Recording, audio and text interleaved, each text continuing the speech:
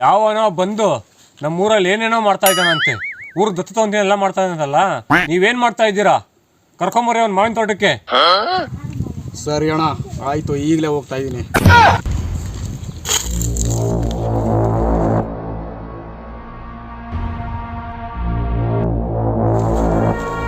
ಏಯ್ ಬಂದ್ರೋ, ಎಳ್ಕೊಂಬರೋಗ್ರ ಹೋಗ ಅವಳನ್ನ.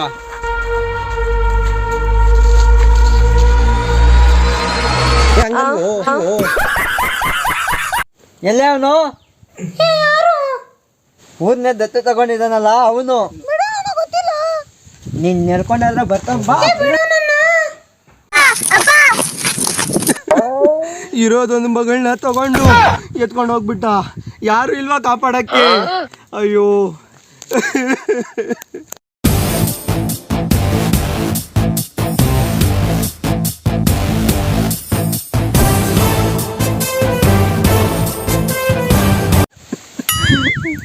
ಕುಮಾರ ಕುಮಾರ ಕುಮಾರ ಕುಮಾರ, ನಮ್ಮ ಮಗಳನ್ನ ಎತ್ಕೊಂಡು ಹೋಗ್ಬಿಟ್ಟಿದ್ದಾರೆ. ಜಾಸ್ತಿನ ನೀನೇ ಏನಾದ್ರೂ ಮಾಡಿ ಕಾಪಾಡಬೇಕು.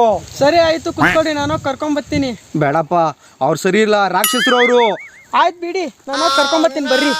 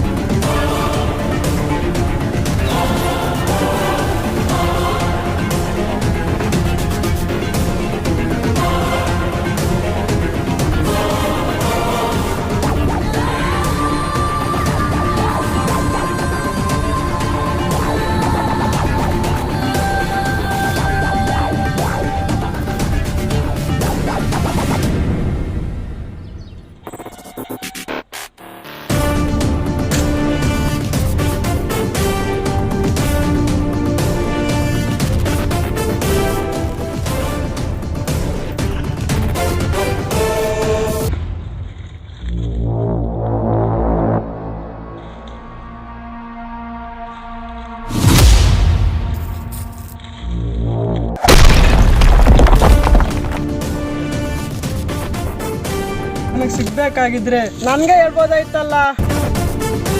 ಅವಳನ್ನ ಕರ್ಕೊಂಬರೋ ಅವಶ್ಯಕತೆನೇ ಇರಲಿಲ್ಲ.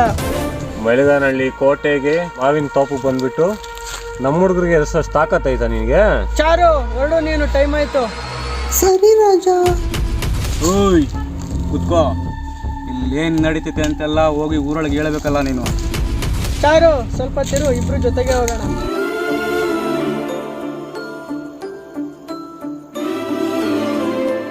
ಓ ಹೆಣ್ಮಗು ಹೆಣ್ಮಗು. ಬಂದು ಮಾತಾಡ್ಕೊಳೋದಕ್ಕೆ ಇನ್ನೇನು ಎಲ್ಲಿ ಅನ್ಕೊಂಡಿದ್ಯಾ? ಮೈಲಗಾನಹಳ್ಳಿ ಕೋಟೆ, ಅದರಲ್ಲೂ ಮಾವಿನ ತೋಟ. ನನಗೆ ಮಾವಿನ ತೋಟಕ್ಕೆ ಬರೋದು ಗೊತ್ತು, ಹೋಗೋದು ಗೊತ್ತು. ಹೌದಾ?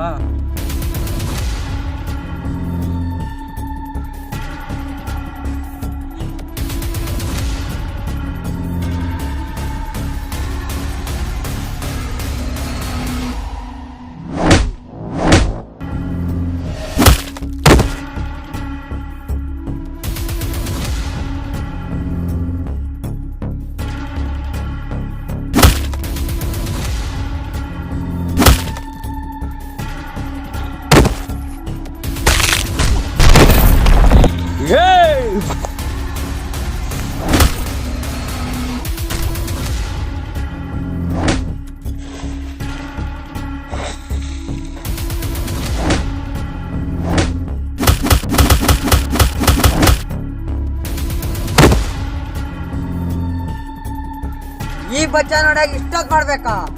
ಇಷ್ಟ